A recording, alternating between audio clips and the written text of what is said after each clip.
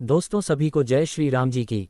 दोस्तों मैं पंडित ब्रिजेश कुमार आपका हार्दिक स्वागत करता हूं हमारे YouTube चैनल सौभाग्य वास्तु शक्ति में। दोस्तों आज इस वीडियो में मैं आपको नवरात्रि में अष्टमी और नवमी तिथि को कन्या पूजन के बारे में विशेष जानकारी दूंगा और कौन सी उम्र की कन्या को भोजन करने से क्या फल मिलता है ये भी जानकारी दूंगा। इस जानकारी को देखने से पहले जिन दोस्तों ने अभी तक चैनल को सब्सक्राइब नहीं किया है वह चैनल को अवश्य सब्सक्राइब कर लें ताकि आने वाली सभी वीडियो का नोटिफिकेशन जल्द से जल्द आपको प्राप्त हो सके। दोस्तों जानकारी इस प्रकार है। चैत्र नवरात्रि पर पूरे देश में आस्था की धारा बह रही है। हर तरफ मां दुर्गा के भजन सुनाई पड़ रहे हैं। मंदिरों में सुबह से लेकर देर रात माता रानी की पूजा अर्चना हो रही है। नवरात्रि में जितना महत्व श्रद्धा और भक्ति के साथ मां के 9 रूपों की पूजा करने का है उतना ही कन्या पूजन का भी है।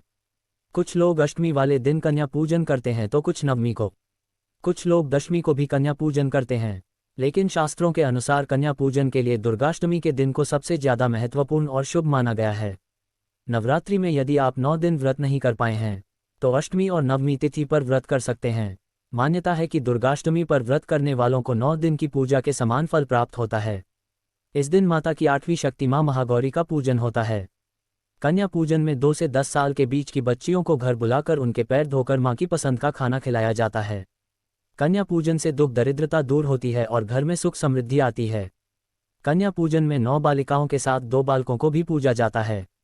इसके पीछे की कहानी ये है कि जहां बालिकाओं को माता रानी का स्वरूप माना जाता है वहीं बालकों को भगवान गणेश और भैरव बाबा या लोकदा का रूप माना जाता है।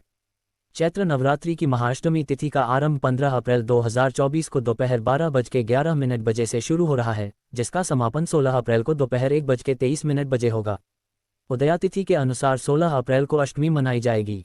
इस दिन सुबह 11:55 बजे से दोपहर 12:47 बजे तक अभिजीत मुहूर्त में कन्या पूजन करने के लिए शुभ है।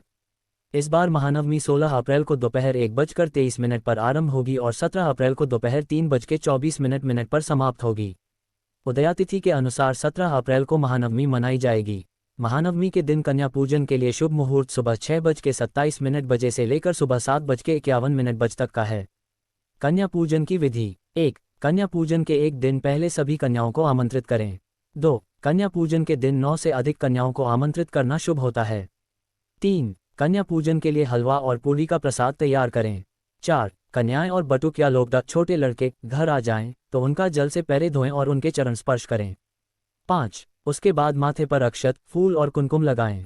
6. फिर उन्हें स्वच्छ आसन पर बैठाएं। इसके बाद कन्याओं और लड़कों की कलाइयों पर मौली बांधें।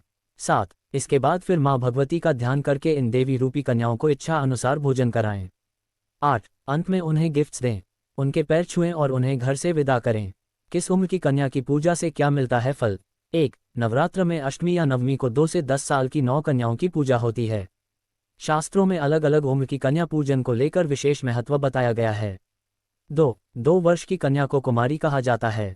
मान्यता है कि इनके पूजन से दुख और दरिद्रता मां दूर करती हैं। 3 वर्ष की कन्या त्रिमूर्ति मानी जाती हैं। त्रिमूर्ति कन्या के पूजन से घर में धन धान्य आता है और परिवार में सुख समृद्धि आती है।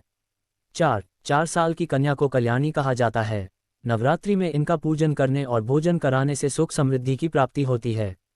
5 वर्ष की कन्या को रोहिणी कहा जाता है। रोहिणी को पूजने से व्यक्ति रोगमुक्त हो जाता है। 6 वर्ष की कन्या को कालिका का रूप माना जाता है। इनका पूजन करने से सभी कार्यों में सफलता मिलती है। 7 वर्ष की कन्या को चंडिका का रूप माना जाता है। इनकी पूजा करने से घर में धन दौलत की कमी नहीं होती है। 8 वर्ष की कन्या को शांभवी कहा जाता है। नवरात्रि इन्हें भोजन कराने से लोकप्रियता की प्राप्ति होती है। 9 वर्ष की कन्या को मां दुर्गा का रूप माना जाता है। इस उम्र की कन्या का पूजन करने से शत्रुओं का नाश होता है और असाध्य कार्य पूर्ण होते हैं। 10 वर्ष की कन्या सुभद्रा कहलाती हैं। सुभद्रा अपने भक्तों के सारे मनोरथ पूर्ण करती हैं। दोस्तों नवरात्रि में अष्टमी और नवमी तिथि को कन्या का विशेष पूजन किया जाना चाहिए है और अष्टमी को हवन भी किया जाना चाहिए और नवमी के दिन भगवान राम की पूजा भी की जाती है, इसलिए ये दिन राम नवमी के नाम से जाना जाता है। दोस्तों यदि यह जानकारी आपको अच्छी लगी है तो वीडियो को ज़्यादा से ज़्यादा लाइक को शेयर करें। ये जानकारी ज्योतिष में मान्यताओं पर आधारित है, अतः आपकी पूजा करने के ढंग और आस्था पर ही यह निर्भर करता है कि आपको पूजा का फल किस प्रकार प्राप्त होगा। कमेंट बॉक्स में कमेंट करें। कमेंट में जय भोले बाबा की लिखें। अगर कोई प्रश्न है तो कमेंट बॉक्स में अवश्य पूछ लें। जय भोले बाबा की। जय शिव गोरखनाथ बाबा जी की। धन्यवाद।